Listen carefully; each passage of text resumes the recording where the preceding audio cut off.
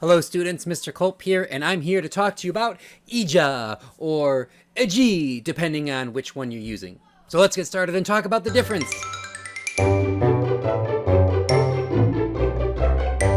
As always, before we get started, let's just kind of have a moment and chat. Remember, no matter how bad today is, no matter how bad things are going today, tomorrow is a new day where we get to start afresh. Making a mistake is a part of life. So if you made some mistakes today, remember you get to start fresh tomorrow. Always make sure you learn from those mistakes and grow. And remember, it's okay to say no sometimes. Not everyone has to like you, and that beauty and strength come from within. You know, these are important things and they take a long time to sometimes learn. So it's important for us to remind you that, hey, all these things are true. So IJA, or IJA, is an acronym that's going to assist you in writing short literary analysis on the literary elements identified by your teacher. It stands for identify, justify, and analyze. Now, before I explain these, I do want to say that it is important to note that you can do these first two in any order. You know, sometimes we are able to identify something and then we need to go back and find evidence to support it. And sometimes we read a piece of evidence or a piece of text and right away it makes us identify something and we had the justification first right in front of us. So whichever way you do those two is fine. So let's go ahead and talk about what each of these exactly are. So first we have identify. This is the literary element that you are going to be examining. Now, your teacher might ask you to identify the theme, a character trait, the conflict, or the author's tone, just to name a few. There's more than these than they might ask you to do, but these are four that are common. Now, if your teacher said to identify or analyze, let's say, if your teacher says to analyze a theme, you first, of course, have to identify a theme, thus IJA. So what we're going to do is we're going to identify a theme. So maybe you just finished a text and the theme was mistakes are only bad if you don't learn and grow from them. See a common theme running here? So maybe your teacher asked you to analyze conflict. So you would have to identify the conflict first. So you might say something like, the conflict is character versus self. Get the idea? Usually the identification can be done in one sentence or a phrase. So like even if you were doing character traits, for example, we would need to identify the character and their trait. So we might identify the character as Mr. Culp and the character trait as is weird. Make sense? All right, moving on. Next we have justify. Whenever you are justifying something, you are utilizing some sort of evidence to back up what you're saying. You're showing how you came up with your idea, your identification. Now, evidence, remember, can be one of two things. It can be a direct line that you are correctly citing directly from the text, and we're citing because we always give credit to the author, or we might use as evidence a concise summary of a few events that led us to the conclusion that we drew, that we identified. So for instance, if we identified the theme as mistakes are only bad if you don't learn and grow from them, then I might look through the text and find a words of the wiser moment where a character said something like, you know, you messed up today, but tomorrow is a new day. As long as you learn from this mistake and work on being better, this mistake was simply a learning experience. Now, I, of course, would cite that line directly because they're not my words, they're an author's words, using quotation marks around the author's words and a parenthetical citation with the author's name and page number at the end. Now, remember to check with your teacher what style they prefer. This one here is cited in MLA style. Now, we might not have a specific line to back up what we are identifying because it was inferred from a variety of events that occurred in the text. In this case, we might have to provide a concise summary. Remember, this means concise, that it is short and to the point.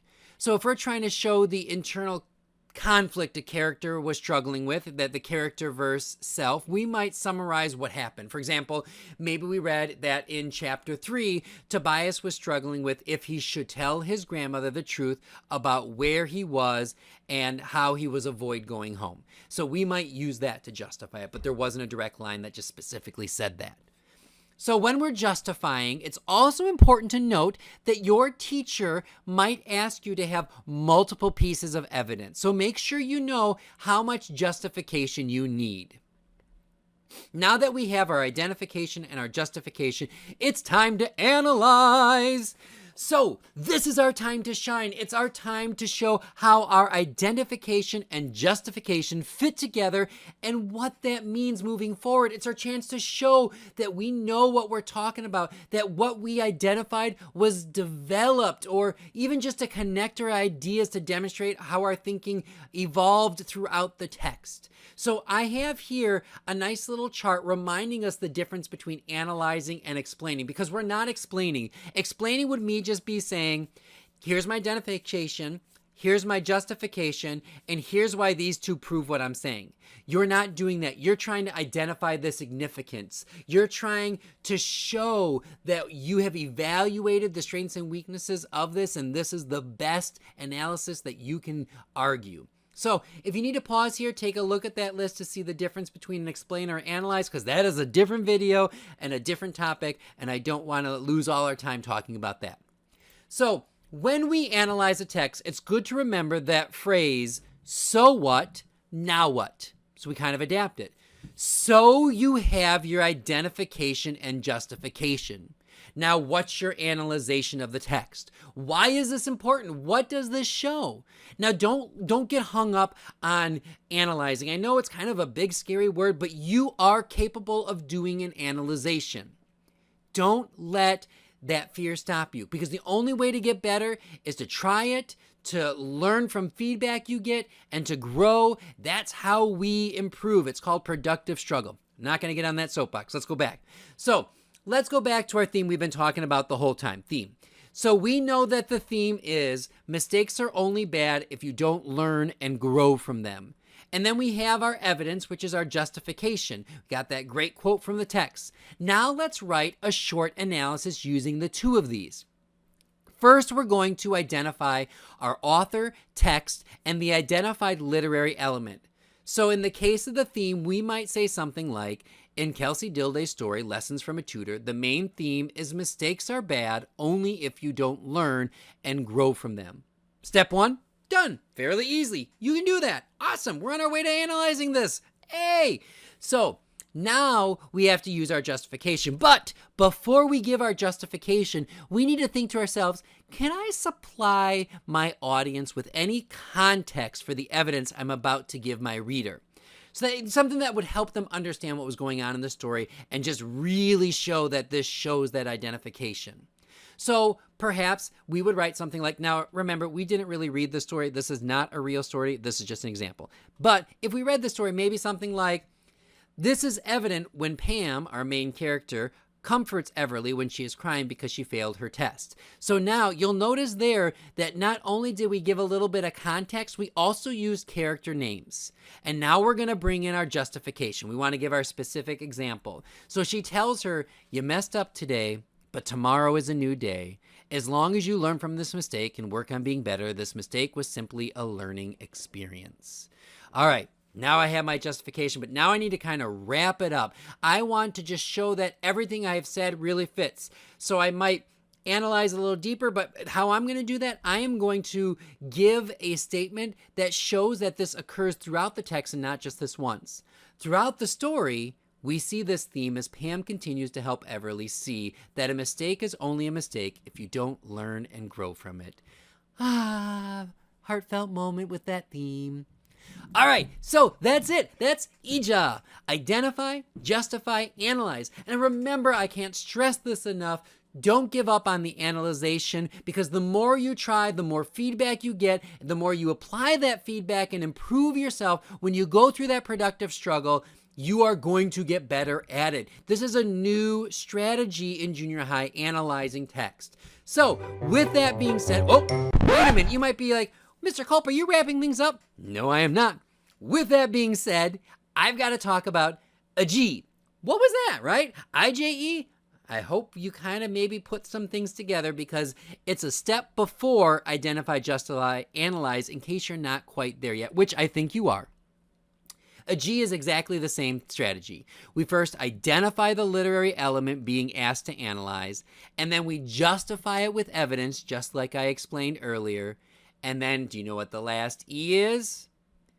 We explain. We explain how our justification supports our identification. So we're not analyzing, we're not going as deep as we were before. So let's take a look at how that will play out in this chart. So our first two items are exactly the same. But in our last section, we're going to take a more straightforward approach, but it's going to be very similar. Our first sentence, exactly the same. We are identifying the author, the text, and the literary element. Perfect. Now, we need to state our evidence and provide maybe just a little bit of context. We don't need to give a lot, but we're going to use the names. So we're going to say Pam tells Everly, and then we're going to use that quote right from the text. So we didn't give as much context. But now the last thing we're going to do is connect the two. We're not going to analyze it. We're just going to explain it. So we explain how our justification proves our identification.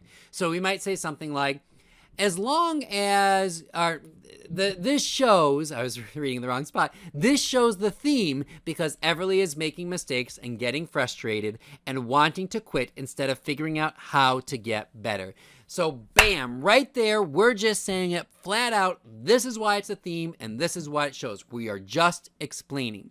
So you can see the E is easier, but it's just not as deep. And as junior high students, as the analytical students that you are, you can and are capable of going deeper. But if you need to start here and then say, okay, but how can I make this a little bit deeper? How can I go from explaining to analyzing? You can do this, my friend, because remember, when we struggle with something, that is simply our brains grappling with how to do it. It's called a productive struggle. Our brain is getting bigger and stronger because we're trying to figure it out.